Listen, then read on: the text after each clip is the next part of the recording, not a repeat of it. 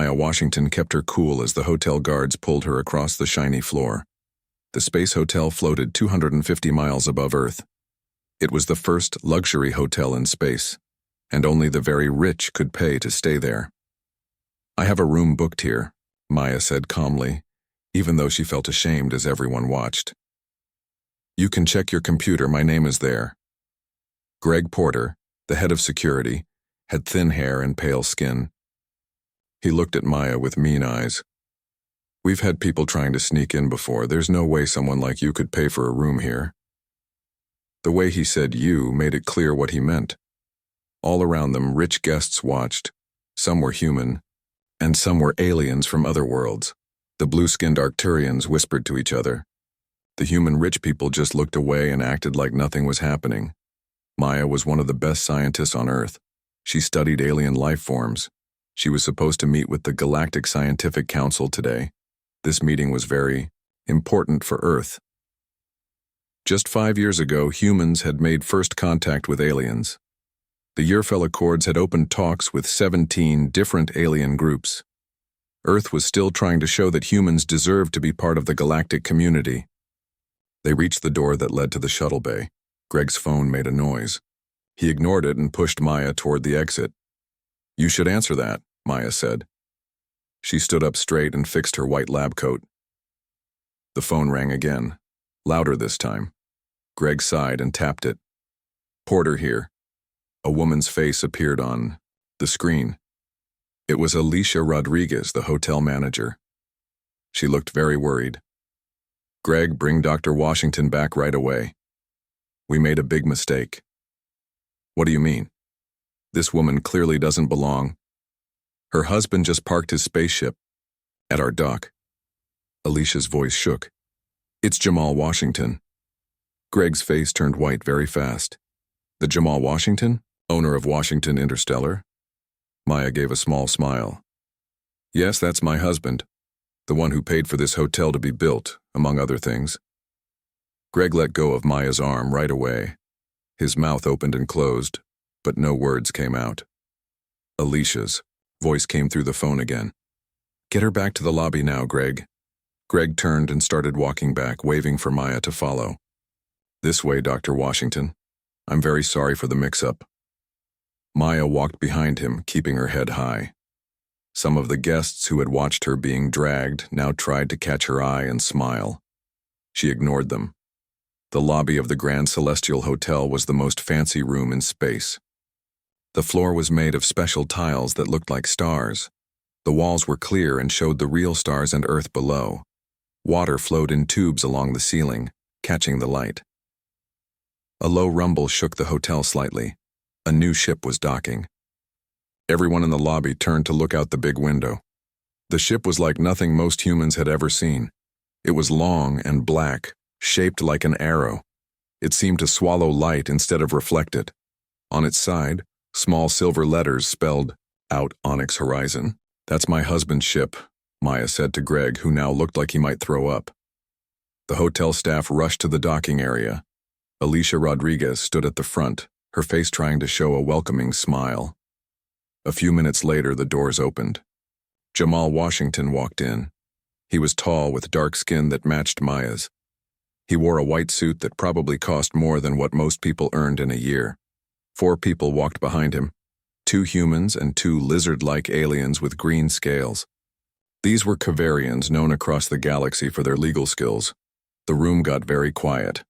Jamal saw Maya standing with the security guard. His face stayed calm, but his eyes showed anger. "Maya," he said, walking to her side. "Are you okay?" She nodded. "Just a misunderstanding, apparently." Jamal turned to face Greg Porter. "You put your hands on my wife." Greg started to stutter. "Sir, there was a mistake in who she was. We deal with many fake guests." "A mistake," Jamal said, his voice quiet but cold. "My wife, Dr. Maya Washington, has 3 PhDs. She is Earth's top alien biology researcher. She has been on news shows around the world. Her name was in your system. Yet you chose to drag her out of this hotel." Alicia rushed forward. "Mr. Washington, we are so sorry for this awful mistake. Please let us give you and Dr. Washington our best room, Free for as long as you stay. One of the lizard-like Kavarians stepped forward. Her scales changed color slightly in the light. I am Advocate Sithril of the Galactic Commerce Commission. This event will be noted in our report about Earth's readiness for more trade deals. The second Kavarian, who was taller with darker scales, added, And I am Delegate Vrass of the Galactic Scientific Council. Dr. Washington was going to present Earth's idea for the Interspecies Medical Research Program. Her treatment makes us concerned. The watching crowd of rich humans and aliens started talking in low voices. Earth's place in galactic society was not secure yet.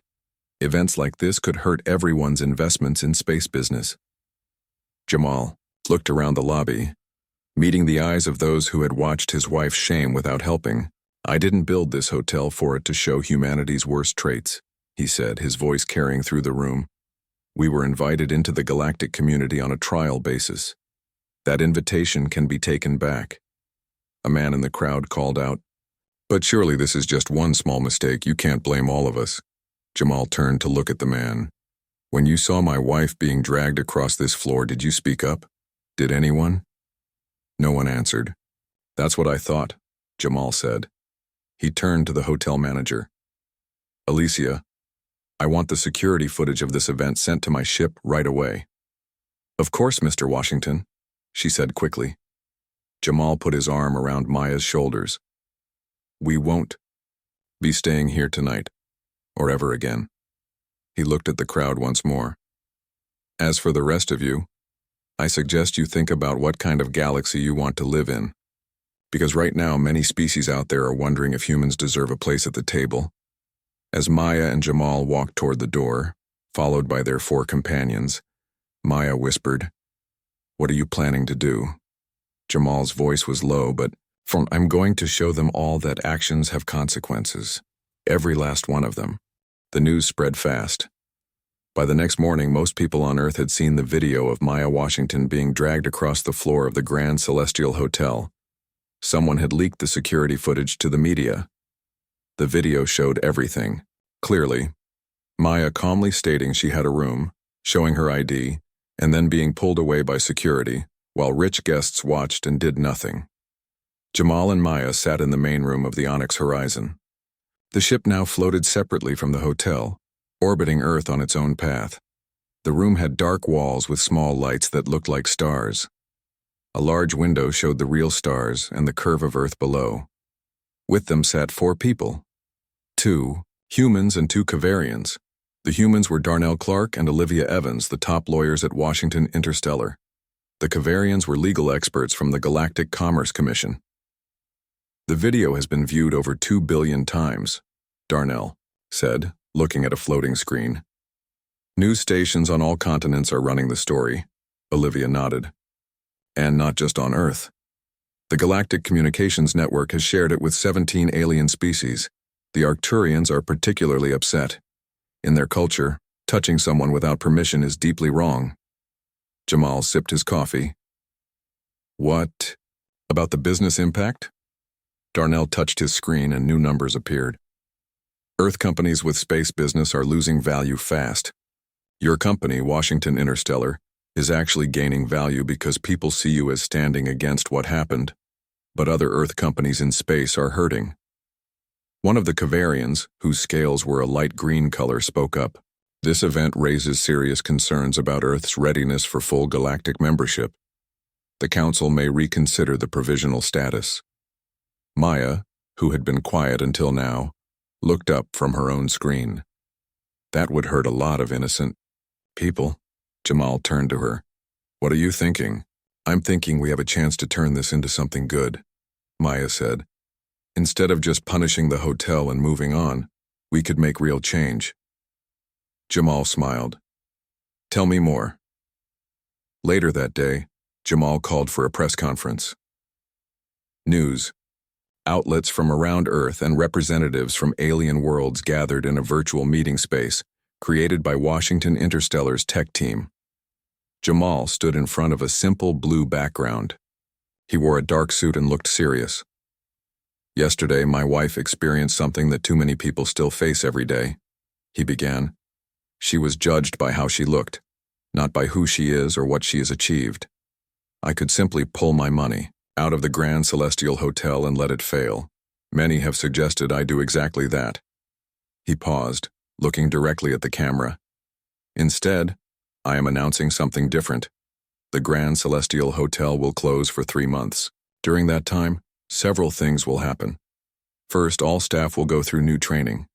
Second, the management will be replaced with a team that reflects Earth's diversity.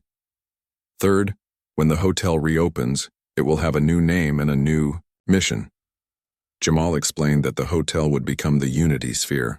20% of its rooms would be set aside for a new program that would bring together scientists, artists, and thinkers from all backgrounds to meet with representatives from other worlds.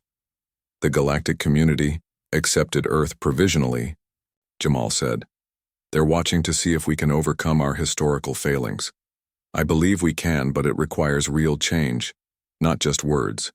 A reporter asked, "What about the security staff who mistreated Dr. Washington?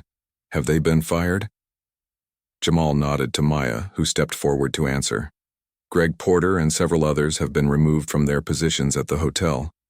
Maya said, "But simply firing them would not solve the real problem. Instead, they have been offered new positions in Earth-based facilities, with one condition. They must complete an intensive education program about bias and discrimination. If they refuse, then yes, they will be dismissed completely." Another reporter raised her hand. "Dr. Washington, some are saying your husband is only taking these actions because you were involved. Would he have done the same for someone without connections?" Maya didn't hesitate. "That's exactly the point. What happened to me happens to people across Earth and beyond every day. The difference is that most don't have a billionaire spouse or alien diplomats watching. True progress will come when everyone is treated with dignity, not just those with powerful connections." Later that night, back on their ship, Jamal and Maya sat by the window. Earth turned slowly below them, blue and white and beautiful. "Do you think it will make a difference?" Maya asked.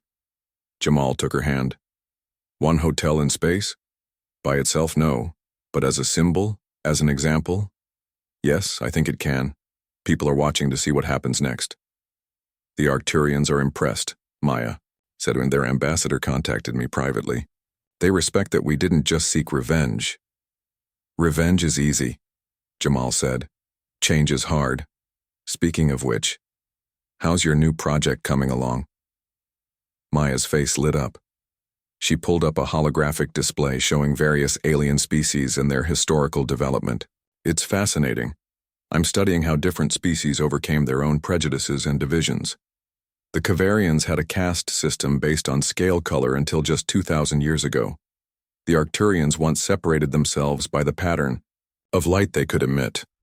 Nearly every species we've encountered went through similar stages." Jamal smiled. "So we're not that different after all?" "No," Maya agreed. "But we are at a crucial point.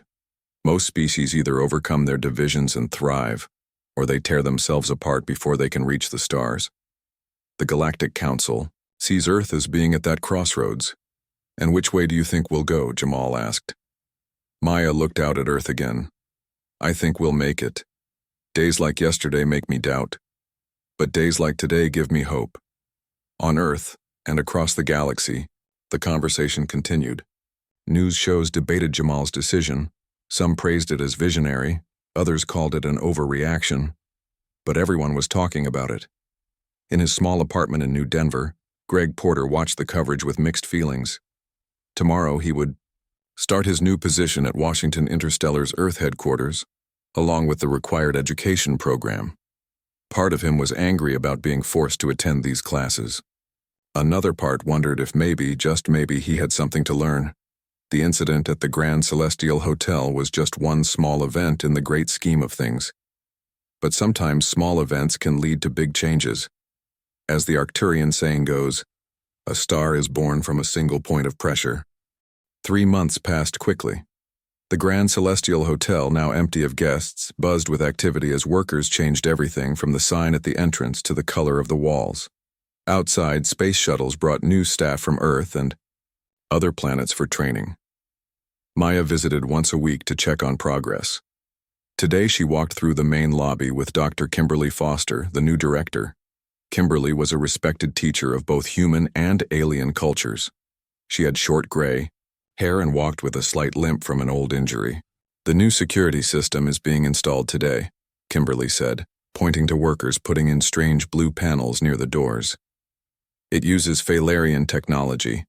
It can sense if someone means harm, but it can't tell the difference between races or species." Maya nodded. "Good.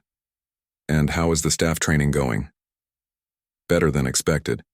Everyone must pass tests on cultural awareness before they can work here.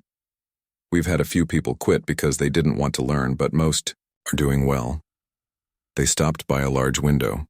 Outside, the curve of Earth was visible against the blackness of space.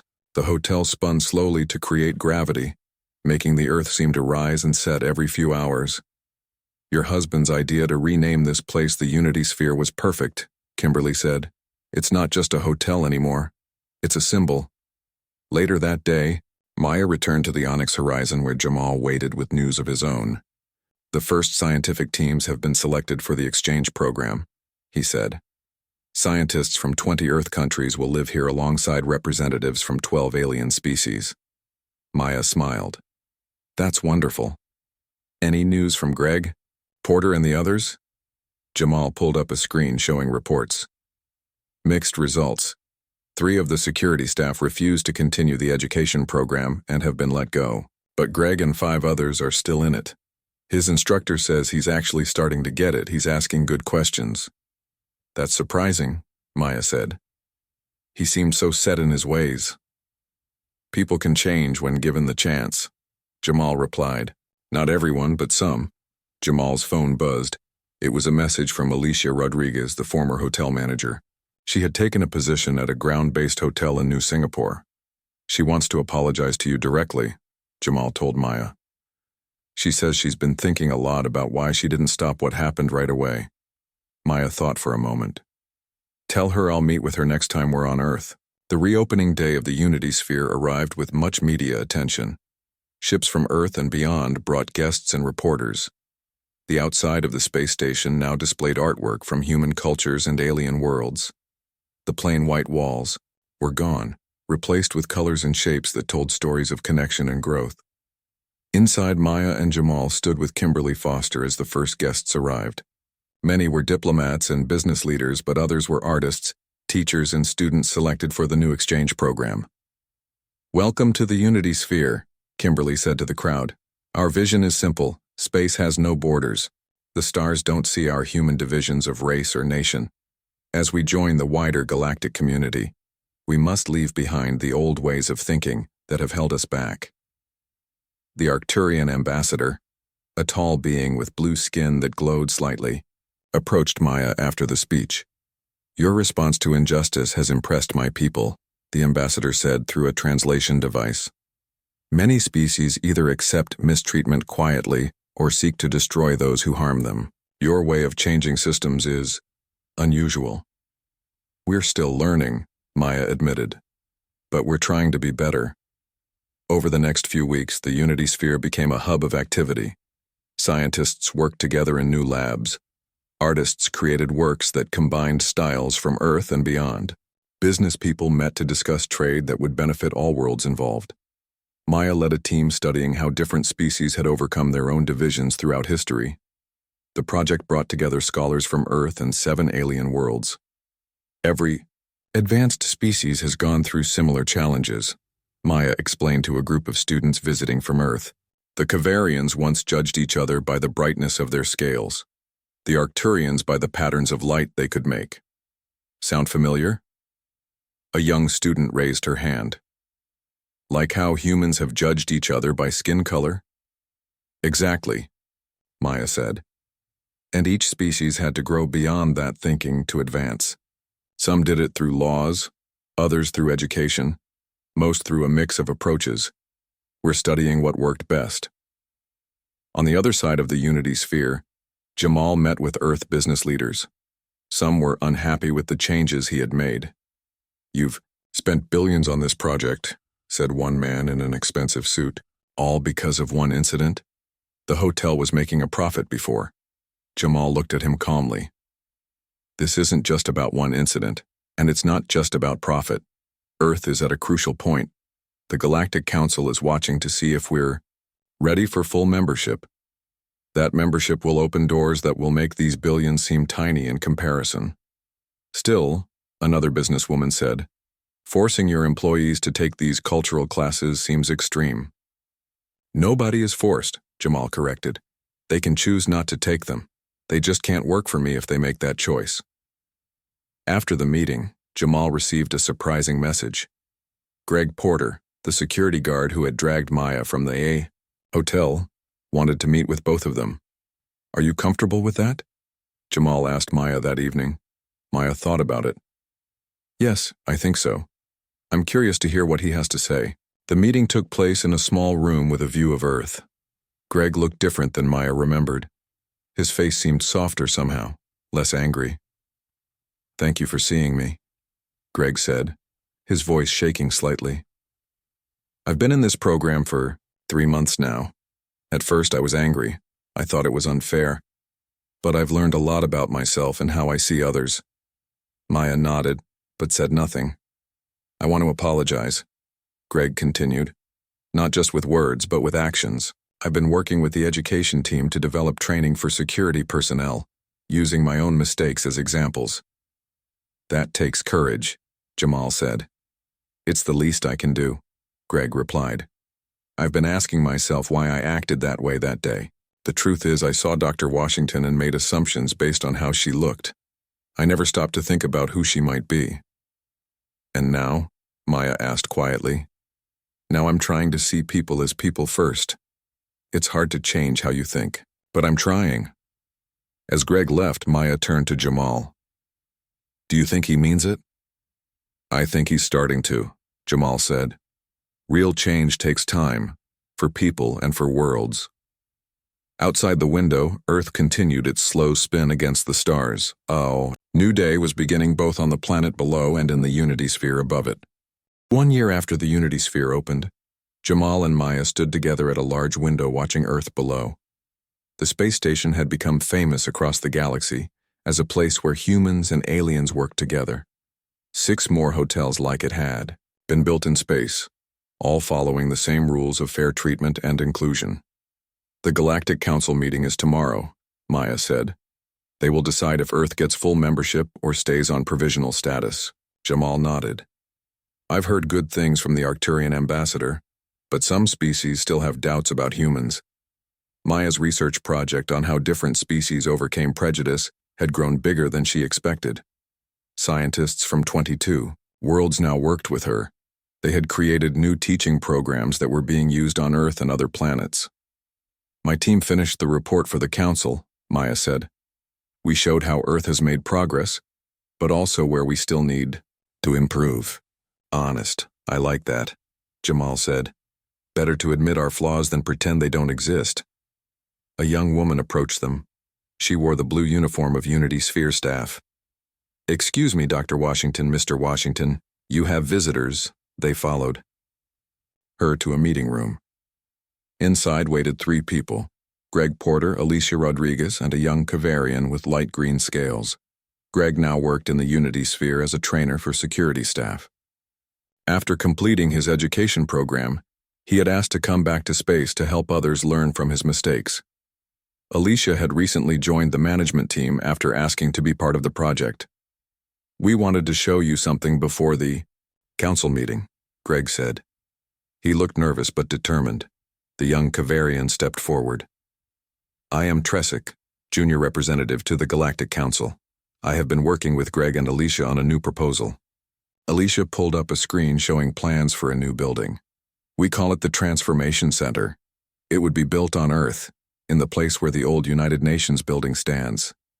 Greg continued. The idea is to create a place where people from Earth and other worlds can learn about each other's histories, specifically how we all dealt with prejudice and division. We want to show that humans are not unique in our struggles, Alicia added. Every species has faced similar challenges. What matters is how we grow beyond them. Tresic's scales rippled with colors. showing excitement. My people went through a civil war over scale color just 800 years ago. Now we are united. Humans can make this journey too. This center would show the path forward. Maya looked at the plans with interest. This is ambitious. How would you fund it? We have commitments from 20 Earth companies and 12 alien trading groups, Alicia said. They see it as an investment in future relations. And we want to include your research as the foundation, Greg added. Your work showing how different species have overcome their divisions is exactly what we want to teach. Jamal smiled at Maya. What do you think? Maya looked at Greg, the man who had once dragged her across a lobby floor because of how she looked. Now he stood before her as a changed person, working to help others change too. I think it's exactly what Earth needs, she said, and I would be honored to have my research included. The next day, the Galactic Council meeting took place in the main hall of the Unity Sphere. Representatives from 17 alien species sat in a circle. Most looked nothing like humans. Some had multiple limbs or eyes. Others glowed or changed colors. A few needed special chambers filled with different gases to breathe. In the center of the circle stood 3 humans, Maya, Jamal, and the president of the United Earth Alliance. They waited as the council reviewed Earth's application for full membership.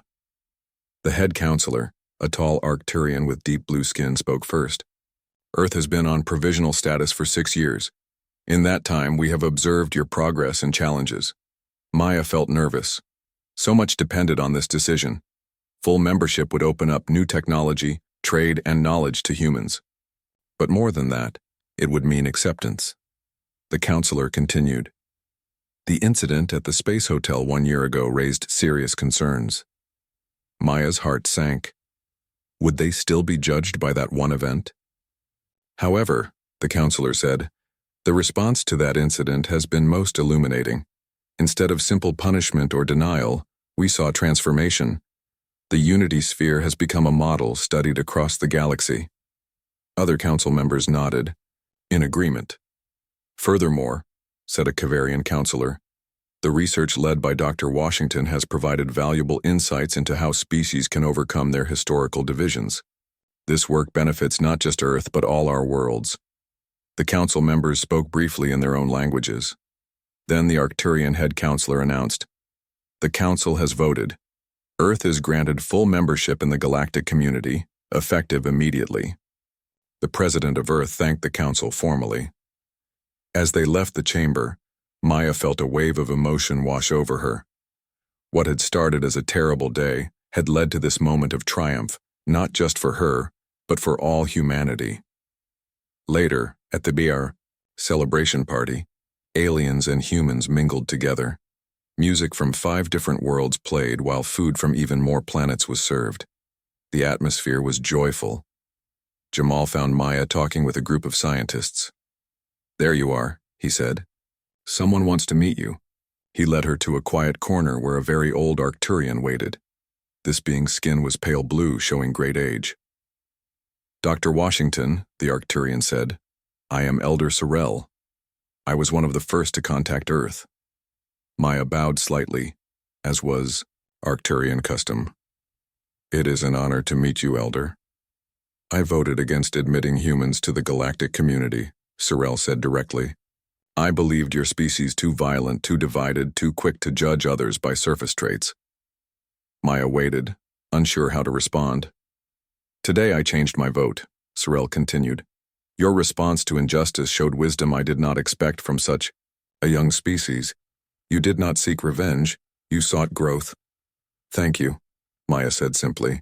Tell me, Sorrel asked, why did you choose this path? When you were mistreated, you could have demanded punishment. Maya thought for a moment. Punishment ends the conversation. Growth continues it. I wanted to see what we could become, not just punish what we were. Sorrel's skin glowed with approval. A wise answer. Perhaps humans will bring more to the galaxy than we expected. As the celebration continued around them, Maya found Jamal again. They stood together looking out at the stars. What happens now? Jamal asked. Now we keep going, Maya said. Full membership is just the beginning. We have so much to learn, so much to share, so much growing still to do. Earth shone blue and white below them, home to billions of humans who would wake tomorrow to a new era, full citizens of a galaxy filled with different beings, different worlds, and endless possibilities. 5 years had passed since Earth joined the Galactic Council as a full member. Maya and Jamal had moved to Mars, where they lived in a dome city with views of the red landscape. Many humans now lived on Mars, making it the second home of humanity. There, home was built into the side of a cliff, with big windows showing the orange-red hills and valleys. In the distance, the dome of New Armstrong City glowed against the dusty plains. 2 moons hung in the pink sky. Maya sat on their balcony watching the sunset turn the sky deep red. Her dark hair now had streaks of gray, but her eyes were as sharp and determined as ever. She read reports on her screen about the latest projects from the Transformation Center on Earth. Jamal joined her, bringing 2 cups of coffee. "Good news from Earth," he said. "The 100th Unity Center opened today in Lagos." Maya smiled. "I saw that. From 1 space hotel to 100 centers around the world in 5 years. It's amazing." The Unity Centers had spread across Earth, bringing the lessons learned in space back to the ground. Each center was a place where humans from different backgrounds worked together and with alien visitors. The centers focused on education, trade, art, and science. And the Transformation Center in New York just graduated its 10,000th student. Jamal added, "The Transformation Center had been built where the old United Nations building once stood. It was now the main place on Earth where people learned about the histories of different species and how they had overcome their divisions. Maya's research formed the core of its teaching program." Their quiet moment was interrupted by a call. Their daughter Zoe's face appeared on a screen floating in the air. At 22, Zoe resembled neither Maya nor Jamal physically, as she had been adopted at age 12, but she had their determination and intelligence. "Mom, Dad, I got the position," Zoe said, her face excited.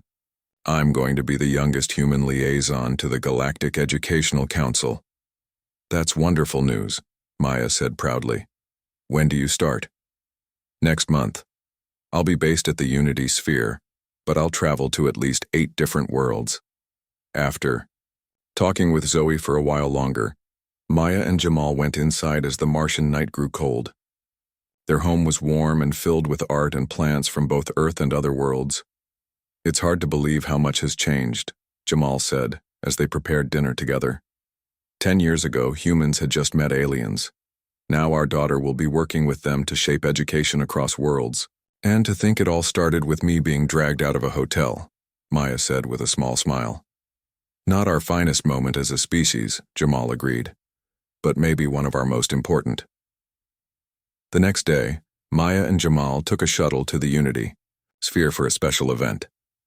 The space station had grown 4 times larger over the years. Now it was a city in space, home to 10,000 people from Earth and other worlds. As they docked, they were met by a familiar face. Greg Porter, now the Chief of Intercultural Relations for the Unity Sphere, greeted them warmly. "Dr. Washington, Mr. Washington, welcome back," he said. "Everyone is gathering in the main hall." The main hall was filled with beings from across the galaxy. Some looked almost human. Others were very different. Some floated in the air, others moved on many legs, and a few stayed in special tanks filled with different gases or liquids. On a stage at the front stood Alicia Rodriguez, now the director of the Unity Sphere. Next to Tresic, the Kavarian who had once been a junior representative but was now a senior member of the Galactic Council. "Welcome to this historic day," Alicia said to the crowd. 10 years ago, a painful incident took place in this very location. Today, we mark how far we have come since then. Tresic stepped forward, his scales shimmering with formal patterns. "The Galactic Council has voted to establish the Washington Protocol as the standard for resolving cultural conflicts across our member worlds." Maya looked at Jamal in surprise. They had not been told about this. Tresic continued. "Named after Dr. Maya Washington and Jamal Washington, this protocol focuses on transformation rather than punishment. When cultural misunderstanding leads to harm, the response should be education, Systemic change and growth. The crowd applauded.